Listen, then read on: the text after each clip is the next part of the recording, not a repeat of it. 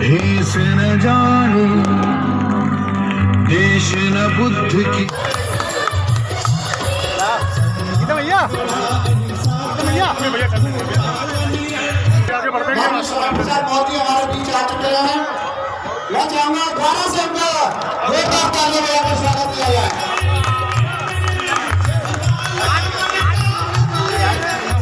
हमारे बीच में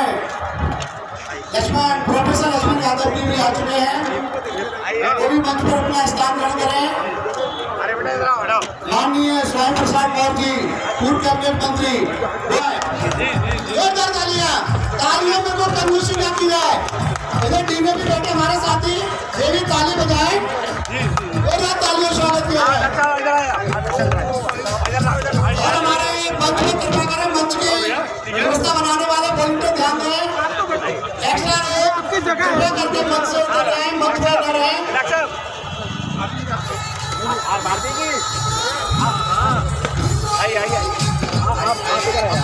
सभी साथी जो हमारे वीआईपी आ चुके हैं, उनके साथ कृपया करके मंच खाली कर दें।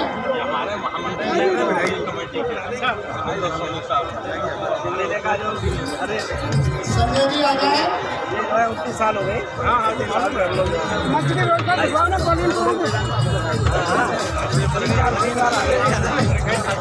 संजय जी संचालन करें।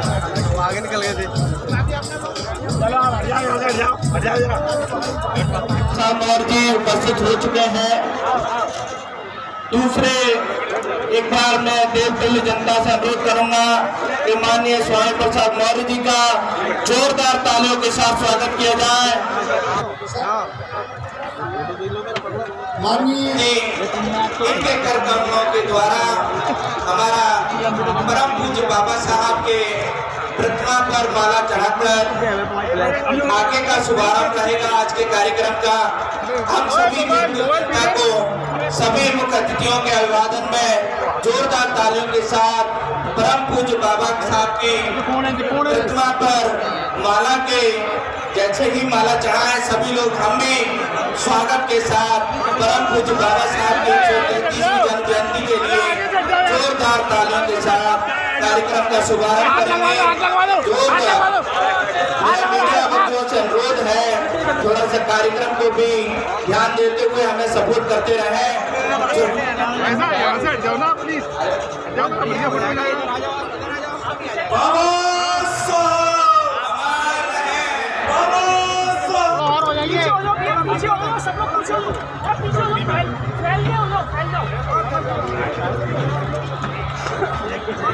सेट है यार। अरे यार ये सेट कर दे। भाई आप अरे यार ये भाई पीछे हो जाओ, फोटो आ जाएगी, ऐसे नहीं आएगी, पीछे हो जाओ। है बड़ा पीछे हो जाओ। अरे श्याम भाई कहाँ गए? बहुत बढ़िया। हाँ सो ठीक है। हैं? क्या? बाबा साहब, बाबा साहब, बाबा साहब, बाबा साहब। मेरे पास नहीं है, कहीं दूसरी जगह तो ना पहुंच गया। परम पूज्य बाबा साहब को माला अर्पित करके, तथागत गौतम बुद्ध के चरणों में माला अर्पित करके आगे का कार्यक्रम स्वागत की कड़ी रहेगा, जिसके लिए हमारी जो युवा टीम है, जिसमें से मैं कुछ साथियों के नाम लेना चाहूँगा, वह मंच पर ही रहे। भाई जितेंद्र कयम जी, उमेश सागर जी, इंद्र कल्याण जी, नरेश व्यास जी। ठीक है, सामने देखिए। पीछे हो जाओ, पीछे हो जाओ। अरे चलो हो गया।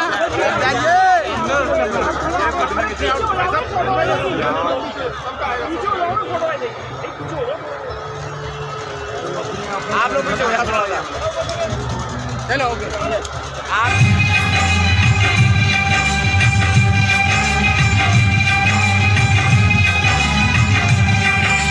मन के अंधों को दिया के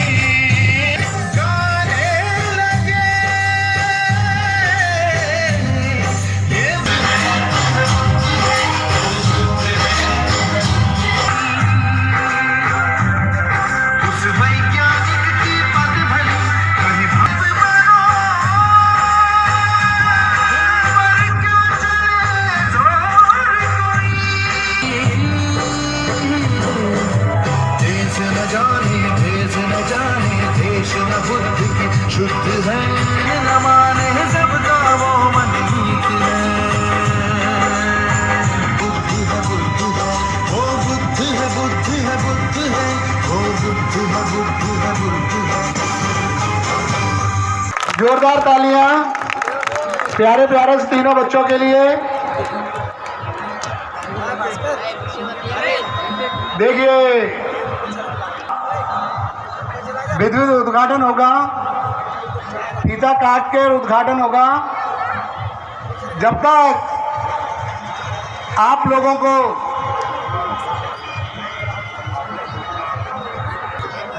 और साथ ही मैं बता दूं, हमारी क्षेत्रीय कमेटी के संयोजक भाई अचल सिंह चंद्रावाकर जी का पूरा सहयोग, पूरी मेहनत, पूरी लगन से उन्होंने जी के लिए धन्यवाद कहूँगा और जोरदार तालियां।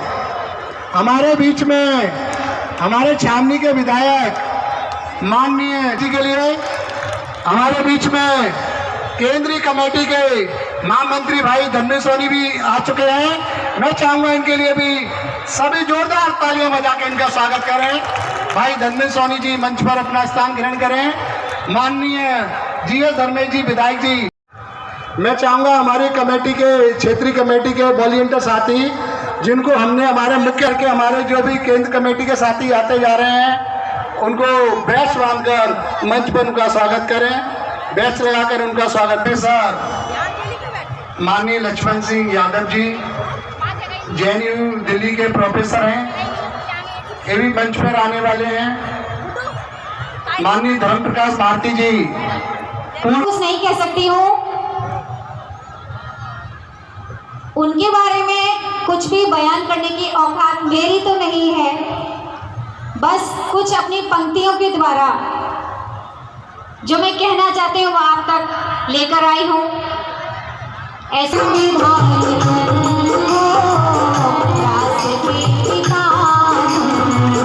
बाबा साहब ने अपने ज्ञान के प्रकाश से इस भारत को ही नहीं संसार को रोशन किया है। तो कहना है ज्ञान के प्रकाश पुंज शांति दूत हो,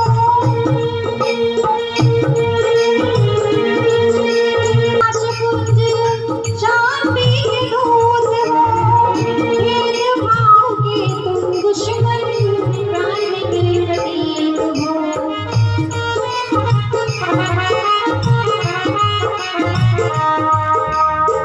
मसीहा तुम भारत के विश्व रत्न हो।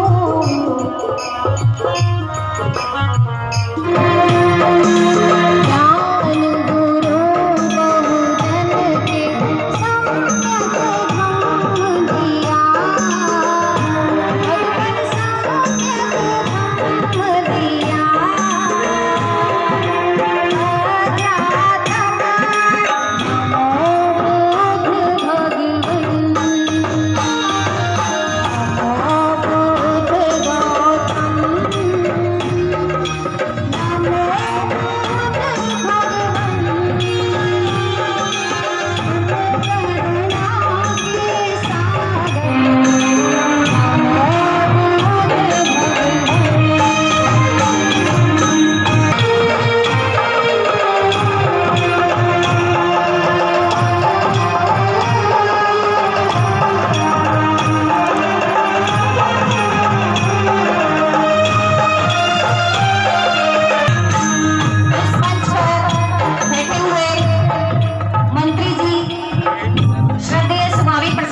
जी ने धम्म को बहुत अच्छे से पढ़ा है।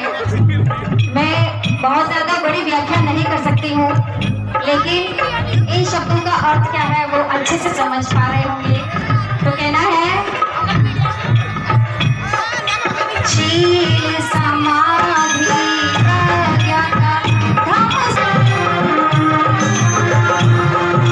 शील समाधि प्रज्ञा का धम्म संदेश दिया,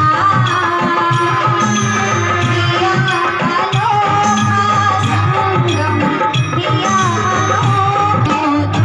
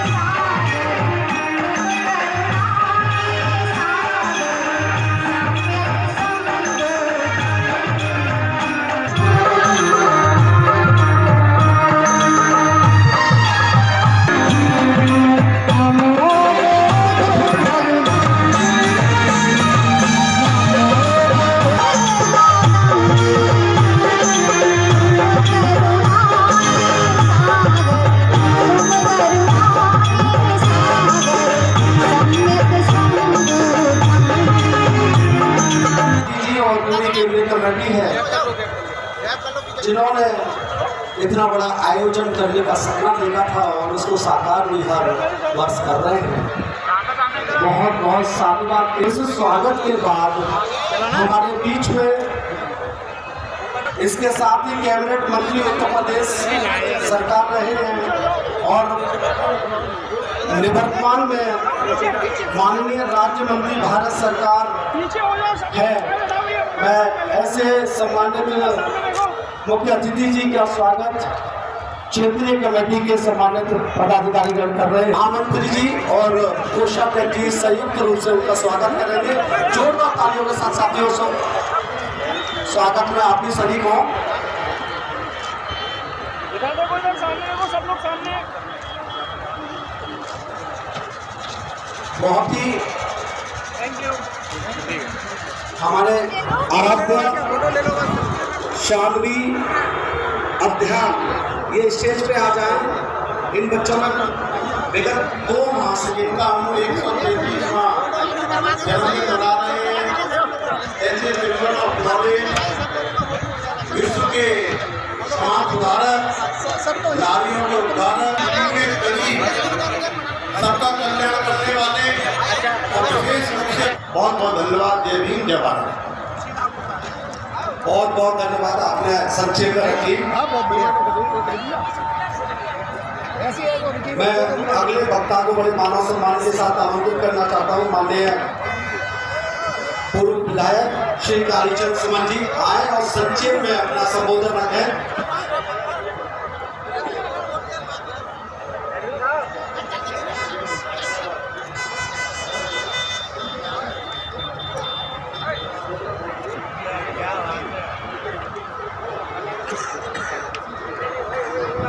बाबा साहेब, बाबा साहेब, जब तक सूरज चांद रहेगा,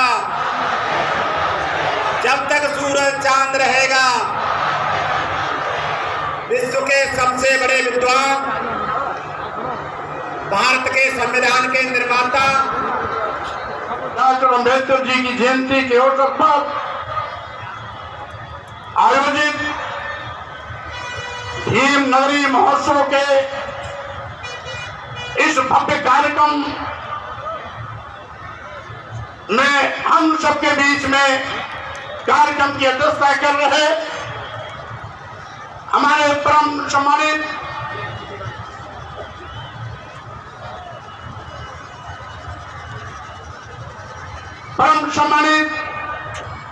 भीम नगरी केंद्रीय कमेटी के सम्मानित अध्यक्ष माननीय करतार सिंह भाटी जी, साथ ही साथ केंद्रीय कमेटी के महामंत्री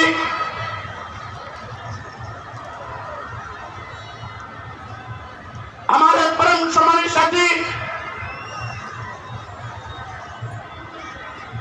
प्रखर वक्ता, सामाजिक परिवर्तन के उदीयमान योद्धा डॉक्टर लक्ष्मण यादव जी हमारे बीच में केंद्रीय मंत्री के रूप में इस कार्यक्रम की शोभा बढ़ा रहे हमारे मित्र सम्मानित साथी भाई एसपी सिंह बघेल जी, भीम नगरी 2024 के इस महोत्सव कमेटी के अध्यक्ष माननीय मुकेश कल्याण जी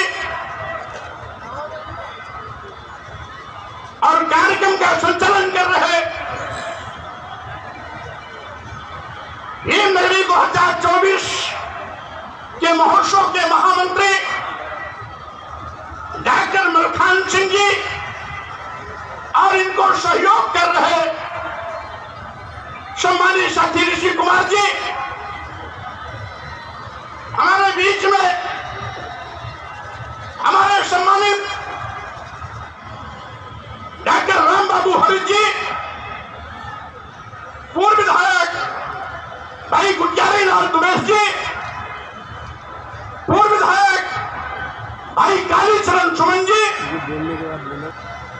इस भव्य भीम नगरी महोत्सव में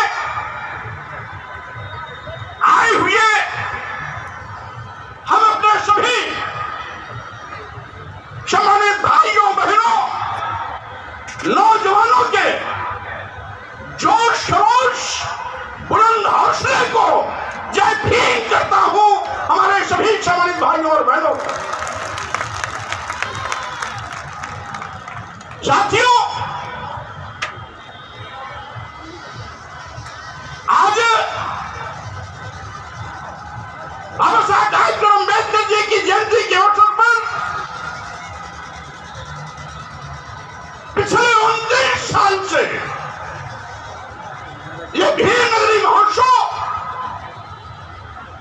न केवल आगरा का बल्कि पूरे प्रदेश और देश का एक ऐसा ऐतिहासिक कार्यक्रम है जो पूरे देश को एक प्रेरणा देता है कि आगरा में आज भी बाबा साहब डॉक्टर अम्बेडकर के मिशन के करोड़ों चाहने वाले लोग हैं जो भीम नगरी महोत्सव में लाखों लाख का हुजूम 3 दिन तक लगातार आगरा के सभी सड़कों गलियों चक्की चौराहे मोहल्लों में लगातार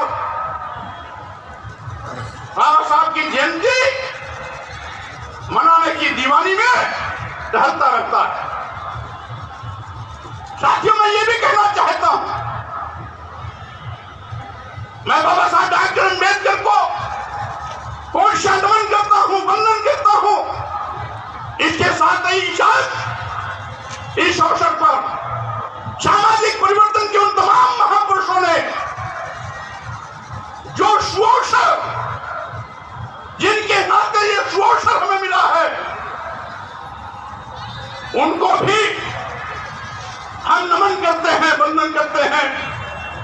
चाहे सामाजिक परिवर्तन के महानायक ज्योतिबा फुले जी रहे हो और क्षण के जनक छत्रपति शिवाजी जी महाराज, भारतीय संविधान निर्माता बाबा साहब डॉक्टर अम्बेडकर के साथ साथ पेरियार रामास्वामी नायकर, नारायण गुरु, संत गाडगे, सामाजिक परिवर्तन के महानायक मानवर कांशीराम जी और साथ ही साथ उत्तर भारत में बाबा साहब के क्रांति को घर घर पहुंचाने का प्रयास करने वाले माननीय रामस्वरूप वर्मा जी, पेरियार ललाई सिंह यादव जी और बिहार के लेनिन कहे जाने वाले शहीद बाबू जगदेव कुशवाहा जी को भी मैं कोटि नमन करता हूं, वंदन करता हूं। साथियों, इन तमाम महापुरुषों ने एक लंबी लड़ाई लड़ी। समाज में जात पात, छुआछूत, ऊंच नीच का भेदभाव खत्म करने के लिए, करुणा मैत्री बंधुत्व पर आधारित समाज की सृजना के लिए, जैसा कि हमारा भारतीय संविधान भी इस बात का निर्देश देता है कि हम धर्म, वर्ण, जाति, लिंग और जन्मस्थान के आधार पर किसी के साथ भेदभाव नहीं करेंगे। क्योंकि हजारों साल से इस देश में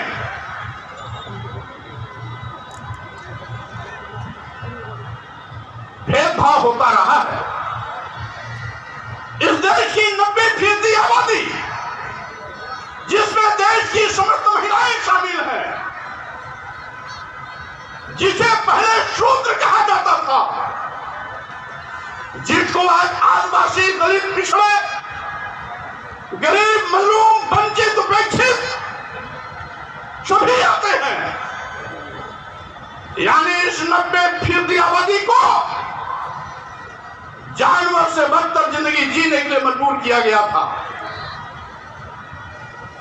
हमें धन किया गया था, हमें पढ़ने लिखने से वंचित किया गया था। यहां तक कि जो यहां की सामाजिक व्यवस्था थी उसमें केवल एक वर्ग विशेष के लोग ऊंच हुआ करते थे। शेष वर्ग के लोग, चाहे वो क्षत्रिय हो, वैश्य हो, शूद्र हो, इनको नीच कहा गया। ये बात अलबत्ते दीगर है कि नीच होने की कैटेगरी में अंतर था। कोई 1 फीट नीच था, कोई 2 फीट नीच था, कोई 3 फीट नीच था। यानी जो सबसे ऊपर था वो ऊंचे था, उसके नीचे के तीनों नीच कहे जाते थे और तीनों के साथ भेदभाव हुआ करता था। हमारे महापुरुषों ने इस भेदभाव को खत्म करने के लिए मानव एक समान की विचारधारा का समाज बनाने के लिए करुणा, मैत्री, बंधुत्व पर आधारित समतामूलक समाज की रचना के लिए लंबा संघर्ष किया और उनके हमारे महापुरुषों के संघर्ष के बदौलत ही आज हमें धन, धरती, शिक्षा, सम्मान सबके साथ खड़ा होने का मौका मिला है। आज हजारों साल से वो समाज जो जानवर से बदतर जिंदगी जीने के लिए मजबूर किया गया था, आज वो भी इंसान होने का सम्मान पा रहा है। आज उसके भी बच्चों को पढ़ने लिखने का अधिकार मिल रहा है। आज हम सबको अच्छे कपड़े पहनने का अधिकार मिल रहा है। अन्यथा कुछ धर्म के ठेकेदारों ने इस देश की 90% आबादी को गुलाम बना दिया था और धर्म के नाम पर कहा जाता था यह जो आदिवासी, दलित, पिछड़ा महिलाएं हैं, यह इस देश में गुलामी के लिए मजबूर की जाती थी। मनुस्मृति में कहा गया है शूद्रम तु कार्येत दास्यम कृतम अकृतम वा दास्यैव तु जन्मना ब्राह्मणं तु स्वयं हुआ। यानी एक वर्ग स्वयंभू है, शेष गुलामी के लिए पैदा हुए हैं। चाहे बेगारी में करें और चाहे कुछ छदाम लेके करें। ऐसी घृणित मानसिकता के लोगों ने इस देश के साथ गद्दारी की है और जिसका नतीजा हुआ कि हमारा भारत देश जो कभी सोने की चिड़िया कहा जाता था, जिस भारत में कभी दूध घी की नदियां बहती थी, जिस भारत में लोग अपने घरों में ताले नहीं लगाते थे, वही भारत आज गरीबों का देश बन गया, मजलूमों का देश बन गया था, गुलामों का देश बन गया था।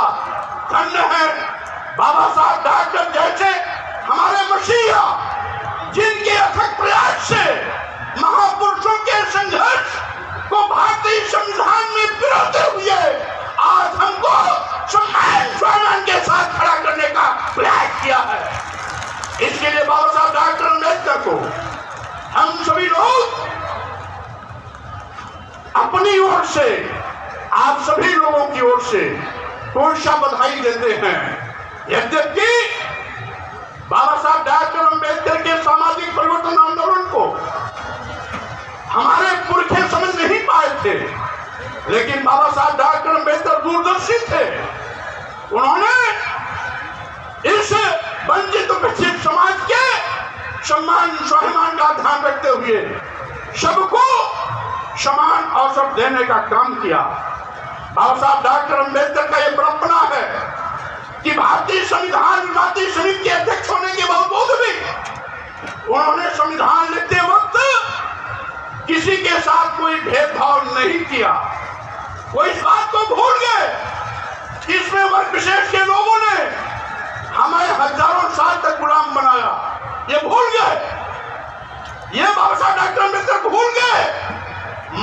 दिया कि हमको जानवर से मतलब जिंदगी जीने के लिए कुछ लोगों ने मजबूर किया, हमें धन धरती शिक्षा सम्मान से वंचित किया, हमारे सम्मान स्वाभिमान को अपने पैरों तले रौंदा। ये सब भूल गए। चाहते तो बाबा साहब डॉक्टर अम्बेडकर की जगह कोई दूसरा होता है, तो जिन लोगों ने हजारों साल तक हमारे साथ सौतेला व्यवहार किया, उनके साथ सौतेला व्यवहार करने की व्यवस्था संविधान में लिख सकते थे। लेकिन बाबा साहब डॉक्टर अम्बेडकर का दिल नहीं था, समंदर था, सबको माफ कर दिया। और साथियों, उन्होंने सबको समान अधिकार दिया, सबको समान अवसर दिया। लेकिन आज भी कुछ बिगड़ी मानसिकता के लोग हैं। एक और देश में आजादी का अमृत महोत्सव मनाया जा रहा है, यानी 75वीं वर्षगांठ का हम त्योहार मना रहे हैं। दूसरी ओर आज भी कुछ लोग आदिवासियों के सिर पर खड़े होकर पेशाब करना अपनी शान समझते हैं। आज भी कुछ लोग दलितों के शरीर में मलमूत्र लेप करना, उनको जबरदस्ती पेशाब पिलाना, कुछ लोग अपना अभिमान और गौरव समझते हैं। कुछ लोग महामहिम राष्ट्रपति को, जो देश का सर्वोच्च पद है, दिल्ली के जगन्नाथ मंदिर में सीढ़ी के बाहर खड़ा होने के लिए मजबूर कर देते हैं, मंदिर में जाने से रोक देते हैं, क्योंकि आदिवासी समाज की महिला होने का आज भी वो त्रासदी झेल रही है।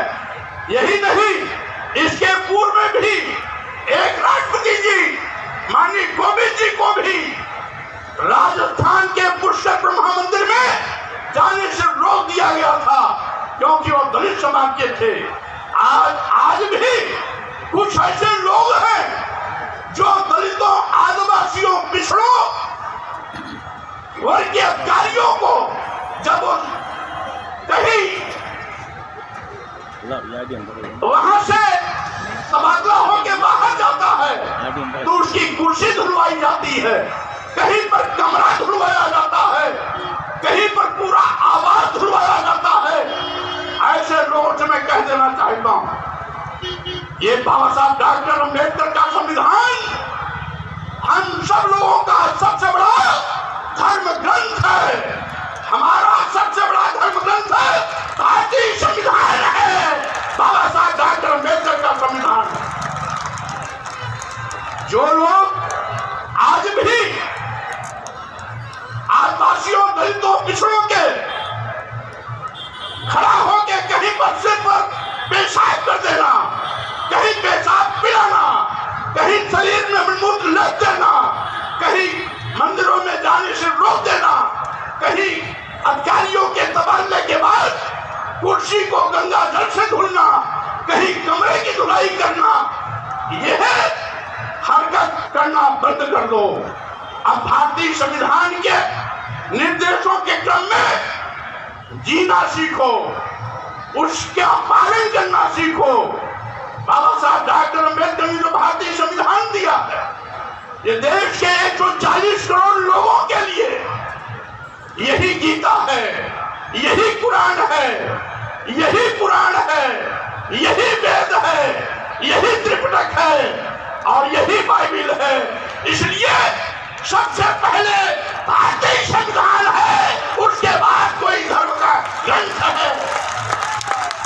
इसलिए धर्म के ठेकेदारों को मैं आगाह कर देना चाहता हूं, देश एक है, संविधान भी एक है। देश एक है, संविधान भी एक है, धर्म अनेक हैं, धर्म अनेक हैं, हिंदू, मुस्लिम, सिख, ईसाई, बौद्ध, जैन, पारसी आदि आदि। लेकिन इन सभी धर्माचार्यों के ऊपर अगर कोई सबसे बड़ा धर्म ग्रंथ है, राष्ट्र का ग्रंथ है, 40 करोड़ लोगों का ग्रंथ है। हिंदू, मुस्लिम, सिख, ईसाई, बौद्ध, जैन, ईसाई, पादरी सबका धर्म है, पारसी सबका धर्म है। तो धर्म है भारतीय संविधान है, बाबा साहब डॉक्टर अम्बेडकर का दिया हुआ सबसे बड़ा तोहफा भारतीय संविधान है। आज साथियों, मैं कहना चाहता हूं वो कौन सी शक्तियां हैं जो आज भी अपने को भारतीय संविधान के ऊपर मानते हैं। मैं कहना नहीं चाहता, लेकिन आज जो लोग अनुसूचित जात, अनुसूचित जनजात, पिछड़ों का आरक्षण खत्म कर रहे हैं, वो भारतीय संविधान के दुश्मन है।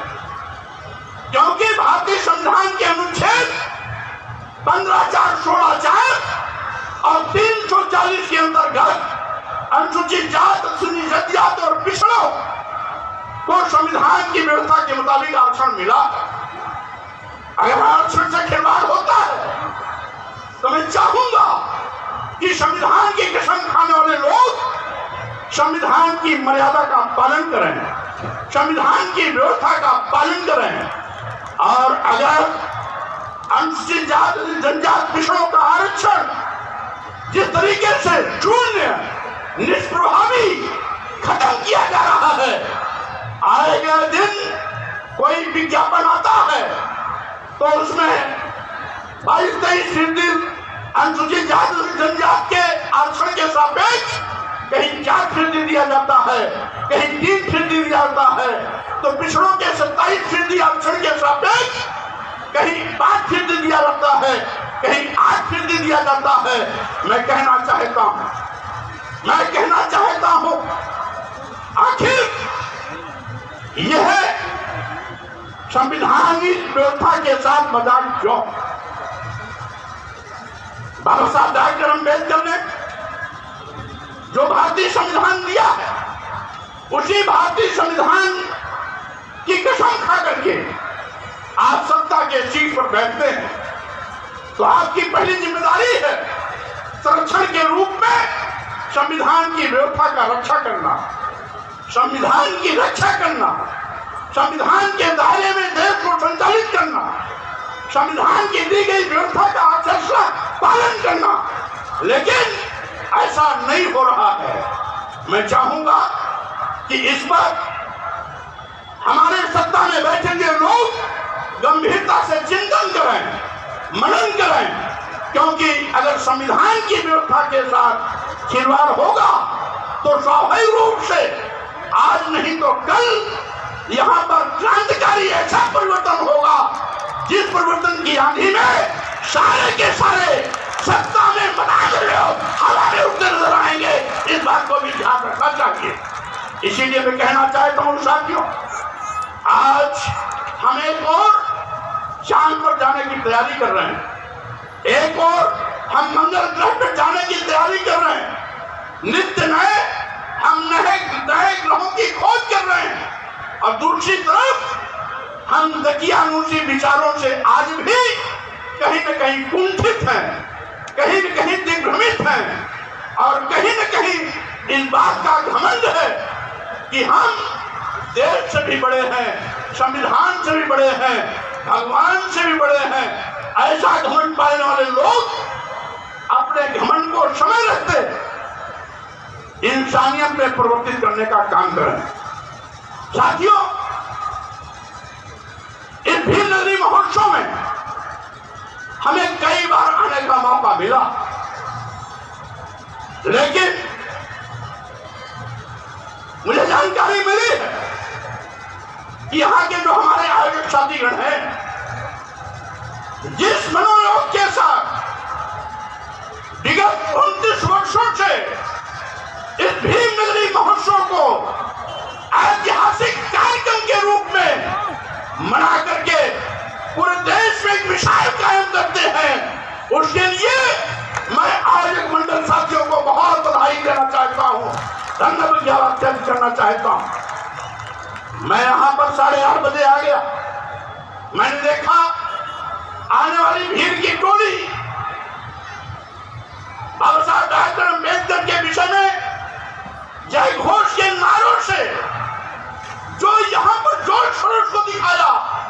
वो साबित करता है कि मिशन के सिपाही जिंदा हैं, भारतीय संविधान की रक्षा के लिए खड़े हैं, बाबा साहब के सम्मान और स्वाभिमान की रक्षा के लिए खड़े हैं। इसलिए भारतीय संविधान से खिलवाड़ करने वाले लोग और आज भी इंसानियत के साथ नंगानाज करने वाले भेदभाव करने वाले लोग समय रहते सजग हो जाएं, सावधान हो जाएं।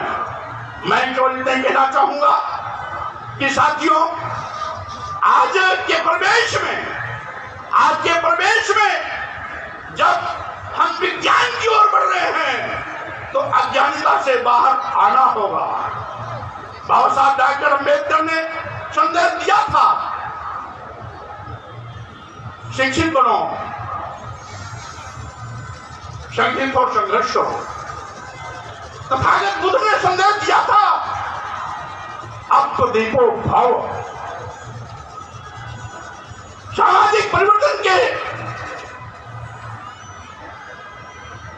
महानायक ज्योतिबा फुले जी ने कहा था, विद्या के अभाव में मति मारी गई, मति के अभाव में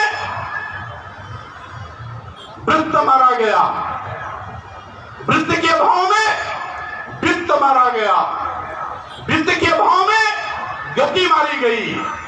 नतीजा हुआ कि हम सोने की चिड़िया कहे जाने वाले भारत के लोग पिछड़े हो गए, गरीब हो गए, मजलूम हो गए। आज भी देश में 80 करोड़ गरीब हैं, 140 में 80 करोड़ लोग गरीब हैं, जिनके पास खेती नहीं है, रोजगार नहीं है, सरकारी नौकरी नहीं है। 5 किलो 10 किलो चावल पर जिंदगी जीना उनकी मजबूरी है। यानी आज भी अभी और भी विकास की आवश्यकता है। देश में सरकारों को इस बात के लिए संकल्पित होकर के गरीबी हटाने का अभियान जमीनी हकीकत के रूप में लाने का प्रयास करना चाहिए। इसीलिए मैं आज के इस अवसर पर इस कार्यक्रम में आप सभी आयोजक साथियों ने मुझे आज के कार्यक्रम में मुख्य अतिथि बुलाकर के मुख्य अतिथि के रूप में आमंत्रित किया, जो आमंत्रित करके जो सम्मान दिया है, इसके लिए मैं सभी आगरा वासियों को बहुत बहुत बधाई, शुभकामना, धन्यवाद देता हूँ। इसके साथ ही साथ चूंकि हमारे यहाँ पर तमाम ऐसे प्रखर वक्ता बैठे हुए हैं जिनका भाषण हमारे तमाम नौजवानों को पहली बार सुनने का मौका मिलेगा, ऐसे साथियों को भी आप सुनेंगे।